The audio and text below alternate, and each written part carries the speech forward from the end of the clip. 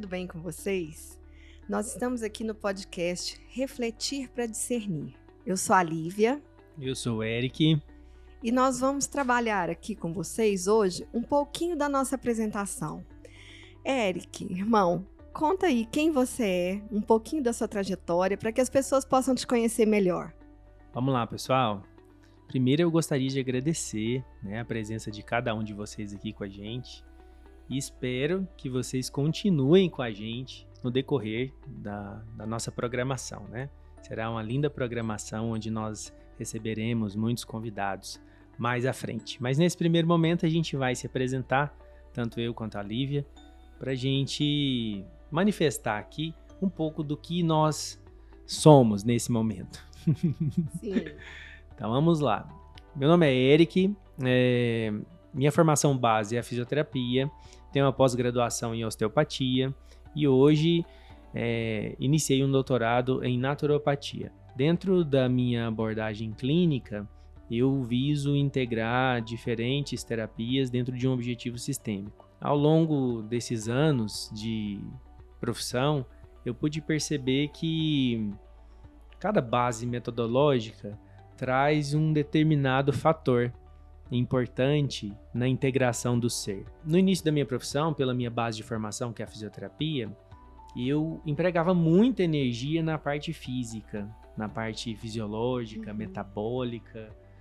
E sempre que eu tratava só esse aspecto, a pessoa ela tinha uma melhoria, ela se sentia melhor em algum nível, mas a gente percebia que pouco tempo depois ela voltava a um processo adaptativo. Foi o que me fez buscar outras áreas de atuação. Então, eu pude entender assim, que o físico é importante, mas até é um bordão dentro da área osteopática, Quando a gente vai terminando assim, as etapas de formação, os professores que já estão mais à frente falam, olha, essa parte corporal, ela abarca aí 1% do que é o ser, Então, realmente, quando você vai terminando a formação, você fala, mano, mas não é possível, Eu fiquei aqui vários anos me dedicando a isso aqui, será que é isso mesmo? E de fato é. Quando se trata de ser humano, tudo é muito mais complexo, É um vasto universo a ser desvendado dentro de cada um de nós. Quando a gente vai entrando, então, dentro desse universo, de cada ser, a gente vai percebendo que existem muitos fatores que causam desequilíbrio na formatação desse ser diante da vida. Os fatores, então, emocionais, psíquicos e espirituais são tão importantes quanto o corpo. Então, quando eu fui entendendo isso, não é que eu fui deixando de ser fisioterapeuta ou osteopata. Não, eu também sou. Mas eu não sou só mais isso.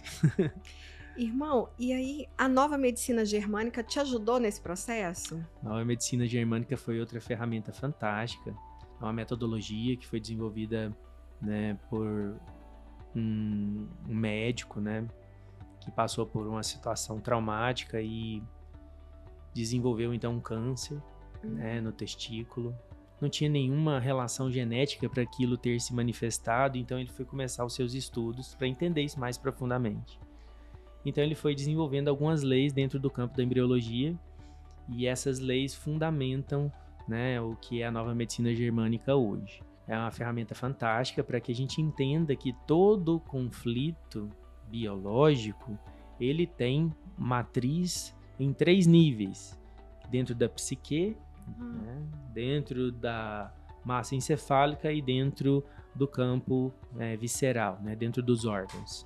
Então ele fundamentou todas essas leis biológicas dele dentro dessa tríade de psique, cérebro e órgão e comprovou isso a partir de tomografias laminadas, onde cada tumor, cada disfunção que ele chama de conflito biológico, de sobrevivência, cada conflito daquele ser se manifesta no corpo a partir dessa tríade, dessa desordem.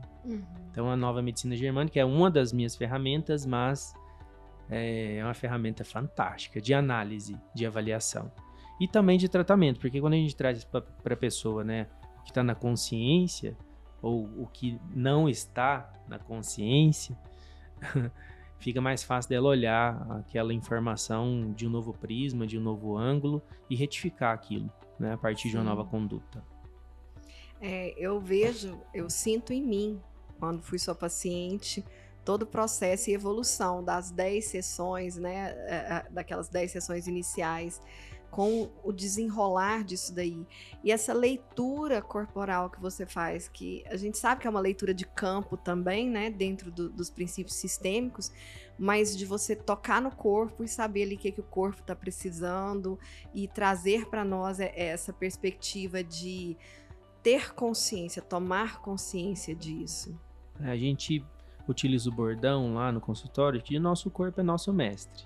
Tudo que você viveu ficou retido aí em um aspecto de uma memória.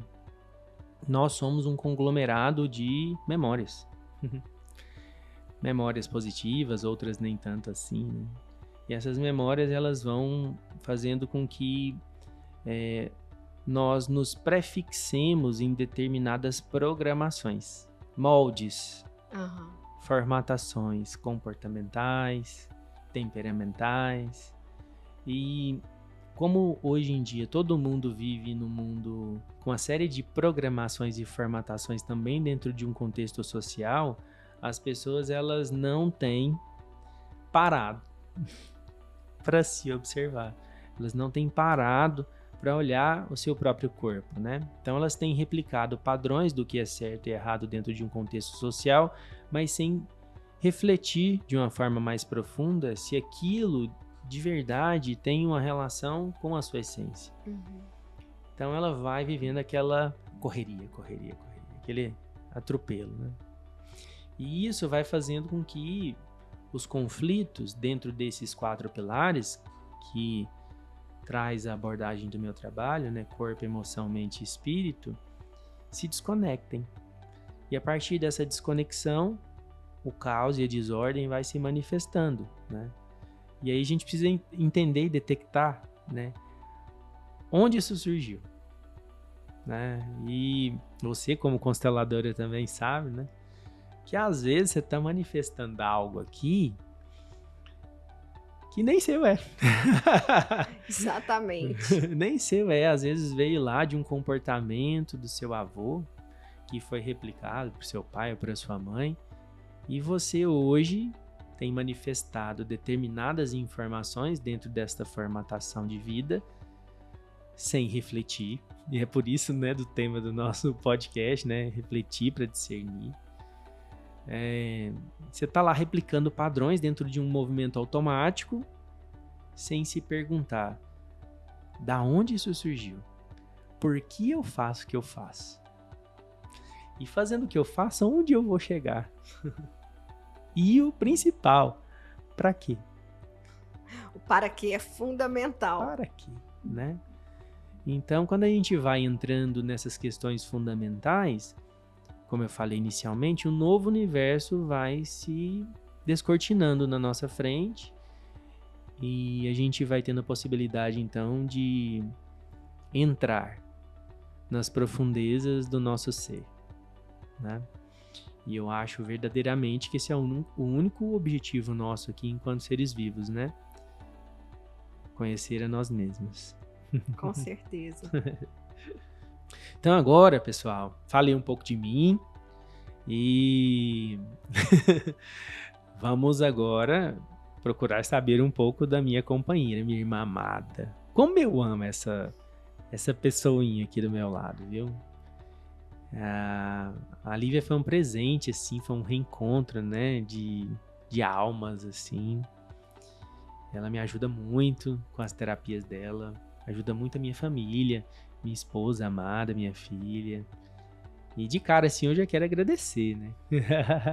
Sou muito grato pela sua vida, tá, minha irmã? Você é uma luz no mundo. E agora eu quero que você passe também para as pessoas um pouco, né, da sua jornada, da sua trajetória, né, das ferramentas que você utiliza no consultório, para que as pessoas saibam um pouco da sua luz. Depois de me emocionar, ele joga a bola para mim. Gratidão, irmão. A recíproca é verdadeira. Você também cuida muito bem de mim, da minha família, e ainda bem que a gente se tem no mundo, né? A minha formação de base é em pedagogia. Trabalhei muitos anos em sala de aula, com crianças, 24 anos com adultos no ensino superior. E quando eu fiz a minha primeira constelação familiar, que foi em 2005, assim, vão fazer 19 anos esse ano. Foi algo tão mágico na minha vida e que aconteceu de uma forma tão rápida que eu quis entender um pouco mais sobre isso. Apesar de já vir numa trajetória de sempre haver trabalhado com desenvolvimento humano, buscando entender, fazendo cursos, formações complementares, sendo especialista, mestre em transdisciplinaridade, especialista em educação, eu queria entender qual que era a magia que esse campo sistêmico nos traz. Então, eu comecei a fazer minhas formações em constelação familiar. E, paralelo a isso, fui aprofundando, estudando, fazendo especialização em terapia sistêmica, em psicanálise, em bases sistêmicas, tudo que pudesse trazer complementar, hipnose, entender esse inconsciente humano e como ele rege. Porque estudando a terapia sistêmica, eu pude entender através da epigenética que o DNA não traz só informações genéticas, como a maioria de nós pensa, ele traz informações também inconscientes de até 7 gerações atrás. Isso é o que a epigenética mostra. Bert Hellinger, o criador das constelações familiares, em um dos workshops que eu assisti dele, ele falou que são mais de 40 gerações atrás. Ele falou que um dia a ciência ia chegar lá, dentro dessa perspectiva, mas pelo que ele vinha observando. E nesse processo, habilitada através das especializações, eu comecei a atender no consultório de forma psicoterapêutica, trabalhando também esse campo de integração. Talvez essa afinidade tão grande do nosso trabalho esteja aí, porque as pessoas acreditam que são fragmentadas, né? E isso faz parte dessa ideia fragmentada de vida que elas têm, de desconexão com o mundo. Olha que loucura, nós somos natureza, e as pessoas acreditam que natureza é a plantinha ou os animais, né? Irracionais, porque nós somos animais racionais, uma espécie da natureza. E nessa desconexão começam a vir tantos outros problemas que a pessoa de repente chega até aqui no consultório de uma forma tão cristalizada, tão endurecida e ao mesmo tempo tão infeliz. E trabalhando sobre isso, há 13 anos, eu comecei a atender em paralelo com a sala de aula e fui... eu dava aula, por exemplo, na faculdade de manhã, à noite, atendia à tarde. Em 2018, eu recebi um convite para assumir a direção de uma faculdade, e aí eu ficava o dia inteiro na faculdade, vinha para o consultório 5 horas da tarde, 18 horas atendia, noite adentro, em plena pandemia, assim, como coordenadora de uma instituição grande, coordenadora pedagógica do SESC e do SENAC, tendo que viajar a Goiás inteiro atendendo paciente online, todo mundo surtado. E eu também surtei. Eu passei por isso também. E aí, assim, eu fui lá no meu processo, apareceram 4 lesões no meu cérebro, uma possibilidade, uma hipótese de esclerose múltipla. E quando eu cheguei no neurologista, o neurologista falou assim: olha, ainda não é, mas está caminhando para se tornar. A gente fecha um diagnóstico de esclerose múltipla, às vezes, em 5 anos.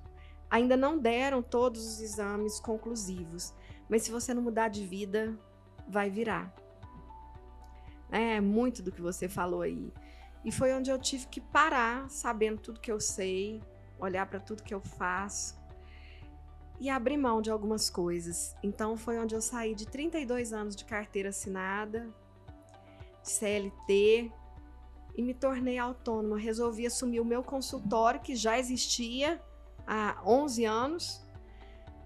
Já tinha o meu instituto, onde eu não estava priorizando ele. Na verdade, eu tinha paralisado meus cursos, meus treinamentos. Eu só tinha uma consultoria que eu mantinha, que eu presto há mais de 10 anos para o Shopping Flamboyant e para o Instituto. Eu mantive, mas eu percebi que eu podia fazer muito mais, tanto por mim quanto pelas pessoas nesse local. E foi onde eu transformei, virei a chave, deixei CLT, saí da sala de aula formalmente, porque informalmente a gente está ensinando o tempo todo, né? Aprendendo e ensinando. Sempre. É um bate-bola. E aí, foquei no meu consultório.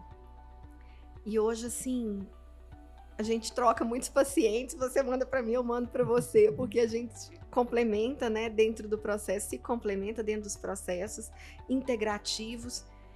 E eu percebo a grandiosidade disso tudo. E o carinho com que as pessoas recebem essa mudança de alma também, quando elas se percebem. Sim. E como elas conseguem fazer essa transição de forma leve. Mas é interessante você falar dessa quebra de normose, né? Uhum. Eis o grande desafio nosso, né? Quebrar os padrões que são tidos como normais. Exatamente. E resgatar a naturalidade em nós. E dentro desse resgate da naturalidade, né? E dentro dessa visão integrativa, qual seria a dica que você poderia dar já assim para as pessoas, né? Buscarem mais essa quebra do automatismo? Olhar para dentro. É interessante porque nós temos 2 olhos, então nós olhamos muito para fora. E às vezes nós precisamos fechar os olhos para olhar para dentro. O silêncio, né? Chamar o silêncio. Eu ouvi algo esse final de semana, fazendo um trabalho até organizacional, de uma gerente que disse que foi levar um problema para o chefe dela, que ela não tinha saído muito bem na reunião, e foi falar de todos os problemas dela, e disse que ele olhou para ela, dono de uma grande organização, um grande empresário, ele olhou para ela e falou assim: escuta o silêncio. E ela disse que olhou para ele sem entender nada, mas eu não queria discutir com o chefe, né? Aí ela, sim senhor, ela falou assim: e só esse final de semana agora, aqui a gente estava num lugar muito legal, muito especial, junto à natureza, ela falou assim, e só aqui agora essa frase dele me veio que eu entendi o que ele estava falando, que eu precisava olhar para mim, ouvir o meu silêncio para ouvir o que a minha voz interna falava, né? Então o convite é a esse. E por isso esse podcast nosso que a gente está sonhando e materializando agora com tanto carinho, refletir para discernir. Para refletir, às vezes a gente precisa fechar os olhos, parar de olhar para fora, Para o celular, né? Trazer essas distrações que toda hora nos subtraem e ouvir a nossa própria consciência, o nosso próprio chamado interior. Muitas pessoas têm medo, né, de fazer esse movimento, de parar em silêncio e se relacionar com os seus próprios pensamentos, porque são muitos. Sim. E aí a pessoa ela fica um tanto confusa, né? O que é meu? O que não é? Porque às vezes você fica se relacionando com tantos campos externos, né? Que você vai tomando posse daquilo, mas aquilo não é seu, como a gente falou, né? Às vezes vê uma notícia no celular e você já começa a absorver aquilo como sendo uma verdade e não é. E a gente entra em sofrimento muito fácil. E hoje o que eu tenho percebido, e você que atua mais nessa área psíquica do que eu, as pessoas num grande sofrimento psíquico. Sim. Sabe? Com dificuldade de separar esses filamentos que a gente chama de correntes psíquicas, né? Em direção ao que verdadeiramente importa para elas, né? Então, sigam essa dica. Parem um minuto, né? Respirem, fechem os olhos, larga o celular e olha para dentro, olha para o seu coração e não tenha medo de mudar. E sabe, irmão, a coragem não é a ausência de medo. Não. Ela é a gente seguir apesar do medo. E por isso que dá medo, dá. Quando eu resolvi deixar a carteira assinada, eu tive que enfrentar um grande medo. Será que eu vou conseguir me manter? Eu não vou ter 13º, eu não vou ter férias. E o primeiro ano foi desafiador mesmo de enfrentar isso. E romper com uma lealdade sistêmica, porque a minha família inteira se mantém através de carteira assinada, e para minha mãe isso é muito forte pela história de vida dela, e ela entrou meio que em desespero, com medo de eu não conseguir me manter. E hoje, eu terminei final de 2021 deixando, hoje nós estamos em 2024, e eu percebo que eu estou recebendo mais do que eu recebia com a carteira assinada. Sim. Né? Então, assim, e foi quando eu parei para olhar para dentro e ver qual era o chamado da minha alma. Mas isso é tema de um novo podcast. É isso aí. Fiquem com a gente, então. A gente espera que vocês nos acompanhem aí, né, no decorrer desses podcasts que a gente vai trazer em sequência. E venha com a gente refletir. Para discernir. Um grande beijo e até a próxima, Até a próxima. gente.